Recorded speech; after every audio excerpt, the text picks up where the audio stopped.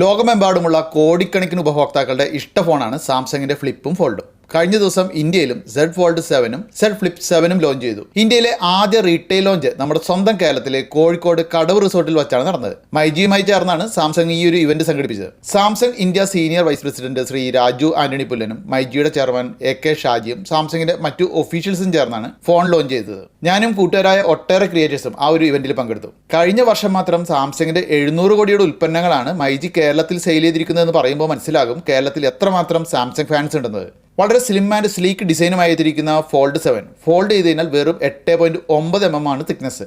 Galaxy ഫോണുകളിലെ most expansive സ്ക്രീനുള്ള ഫോണാണിത്. ടഫ് ആയിട്ടുള്ള അലുമിനിയം ആർമർ ഫ്രെയിമും അൾട്രാ 200 മെഗാപിക്സൽ ക്യാമറയും കരുത്തുറ്റ പ്രോസസ്സറും ഇതിന്റെ പ്രത്യേകതയാണ്. ഇവനാണ് ഈ ഒരു ലോഞ്ചിലെ മറ്റൊരു താരം, ഗാലക്സി സെഡ് ഫ്ലിപ്പ് 7. ഇതും പഴയ സീരീസുകളേക്കാൾ ഇപ്പോൾ വളരെ തിന്നാണ്, അതായത് 10.48 mm മാത്രം. ഈ ഫോണൊക്കെ ഞാൻ ഉപയോഗിക്കുന്ന S25 അൾട്രയേക്കാൾ വളരെ സ്ലിമ്മാണ്. 50 മെഗാപിക്സലിൻ്റെ സെൽഫി ക്യാമറയും ഇതിലുണ്ട്. പിന്നെ AI യുഗമായതുകൊണ്ട് ഒട്ടേറെ AI ഫീച്ചേഴ്സും ഉണ്ട് ഇതിൽ. ഇത്രയും തിന്നായിട്ടും ഇതിൻ്റെ ബാറ്ററി 4300 mAh ഉണ്ട്. ഇവ കൂടാതെ ലേറ്റസ്റ്റ് ഗാലക്സി വാച്ചുകളും എത്തിയിട്ടുണ്ട്. പിന്നെ ഈ ഫോണൊക്കെ കണ്ടിട്ട് വാങ്ങണമെന്ന് തോന്നുന്നുണ്ടെങ്കിൽ മൈജിയിലേക്കോ മൈജി ഫ്യൂച്ചറിലേക്കോ തന്നെ പോകേണ്ടി വരും. കാരണം ലോഞ്ചിനോടനുബന്ധിച്ച് 256 GB പ്രൈസിൽ 512 GB സ്വന്തമാക്കാമെന്ന അടിപൊളി ഓഫറും പിന്നെ നോ കോസ്റ്റ് EMIയും 0 ഡൗൺ പേയ്മെൻറ്റും എക്സ്ട്രാ പർച്ചേസ് നടത്താൻ ഡബിൾ ലോയൽറ്റി പോയിന്റും പിന്നെ എക്സ്ചേഞ്ച് ഓഫറും ഒക്കെ തന്നെ മൈജി ഒരുക്കുന്നുണ്ട്.